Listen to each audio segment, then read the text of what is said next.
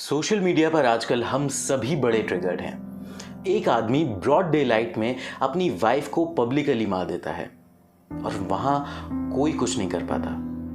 गलती यहां सिर्फ उस आदमी की या वहां मौजूद पब्लिक की नहीं है, गलती उस लड़की की भी है। और आज का वीडियो शुरू करने से पहले मैं बता दूं कि आज का वीडियो हो सकता है कुछ लोगों को कंट्रोवर्शियल लगे, और अगर आप इस तरीके के इंसिडेंट्स को सपोर्ट नहीं करना चाहते तो आज का वीडियो एंड तक देखिएगा। हाय, मैं हूं अधिराज और ये है सोशल वाणी का दूसरा एपिसोड, ह्यूमैनिटी ओवर जेंडर। 10 अप्रैल 2021 दिल्ली के रोहिणी में जो हुआ उसने मेरे सामने एक चीज सबसे पहले क्लियर कर दी। We are following at the level of society. अब हमारे लिए ह्यूमन लाइफ उतना मैटर नहीं करती। मैटर करता है तो बस ये कि हम और हमारी फैमिली सेफ रहें। किसी की लाइफ में क्या चल रहा है हमें उससे क्या मतलब, ये मैं नहीं कह रहा, ये उन लोगों की सोच कह रही है जो उस पब्लिक के सपोर्ट में खड़े हैं। और ये ऐसा पहला केस नहीं था जहां पब्लिक ने कुछ ना किया हो। अब मान लिया कि अपना और अपनी फैमिली का ख्याल हर कोई रखना चाहता है, लेकिन क्या उस दिन पॉसिबल नहीं था कि वहां यूनाइट होकर उस लड़की को बचाया जा सकता था? और सिर्फ क्राइम सीन ही ऐसी जगह नहीं है जहां हम ह्यूमन लाइफ की वैल्यू नहीं करते। ट्रैफिक में एम्बुलेंस को जगह नहीं देते, किसी का एक्सीडेंट हो जाने के बाद हम उसकी हेल्प करने के लिए नहीं रुकते। वर्ल्ड इंडेक्स के डेटा के अकॉर्डिंगली 2018 में इंडिया की रैंक थी 124 अमंग ऑफ 146 कंट्रीज। सो इससे पता चलता है कि ऐसी सिचुएशंस में लोगों की हेल्प करने के मामले में हम कितना पीछे हैं। और इस पूरे इंसिडेंट में दूसरी सबसे बड़ी गलती है हमारी सोच की, उस सोच की जो हमारे आसपास का माहौल देखकर बड़ी होती है। वो सोच जो हर मर्द को बताती है that he can use a lady the way he wants. शायद इसीलिए उस दिन हरीश इतना चिल्ला चिल्ला के कह रहा था, बच्चलन थी, मार दिया, क्योंकि कोई और सॉल्यूशन तो था ही नहीं ना।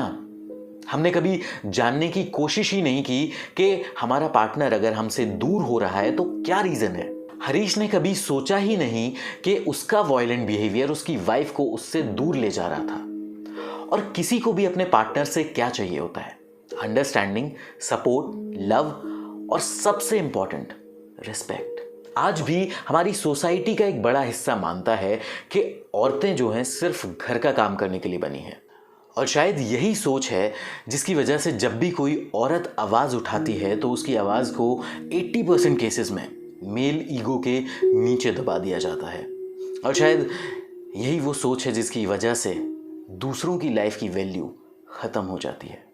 And it's not about the gender and relationship, क्योंकि लोगों की लाइफ की वैल्यू किसी जेंडर स्पेसिफिक में कम नहीं है। दिल्ली में एक लड़के ने अपनी माँ को मार दिया because she refuse to give him money. पिछले साल एक औरत ने अपने हस्बैंड को सिर्फ इसलिए मार दिया क्योंकि लॉकडाउन में उसे जॉब नहीं मिली। एक आदमी को 100 रुपए के कंफ्यूजन के लिए मार दिया जाता है। और एक लड़का अपनी बहन को सिर्फ इसलिए मार देता है क्योंकि वो किसी से प्यार करती थी। ये लिस्ट बहुत लंबी है और उतनी ही शेमफुल। और ये पूरा इंसिडेंट शायद होता ही नहीं अगर विक्टिम ये गलतियां नहीं करती।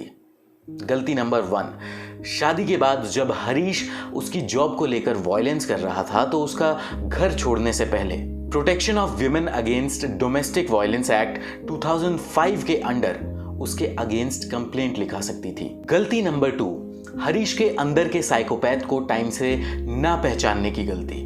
एक रिपोर्ट के अकॉर्डिंग सिचुएशनल साइकोपैथ हर किसी को किसी ऑब्जेक्ट या कमोडिटी से कम नहीं समझते और दूसरों की लाइफ की वैल्यू इनकी नजरों में कुछ नहीं होती। और सबसे बड़ी गलती जो आज भी कई लेडीज करती हैं, जब एनसीआरबी का डेटा कहता है कि ईयर 2020 में क्राइम अगेंस्ट विमेन 7% से बढ़ा है। अपनी सेफ्टी के लिए अपने साथ कुछ रखा होता तो वो आदमी इतनी बेरहमी से उसे नहीं मार पाता। हम ज्यादातर केसेस में गलती लड़की के ऊपर डाल देते हैं और आज भी ऐसे कई सारे लोग हैं जो जेंडर बाइस्ड डिसीजन लेते हैं। मैंने अपने सोशल मीडिया हैंडल्स पर लोगों से पूछा कि what they will choose, humanity और जेंडर। ये थे उसके रिजल्ट। और अगर मैं आपसे ये पूछूं, what will you choose, humanity और जेंडर? आप मुझे कमेंट करके बता सकते हो। और अगर आप इस वीडियो से कनेक्ट करते हैं तो आप इसे शेयर ज़रूर करें। Thank you.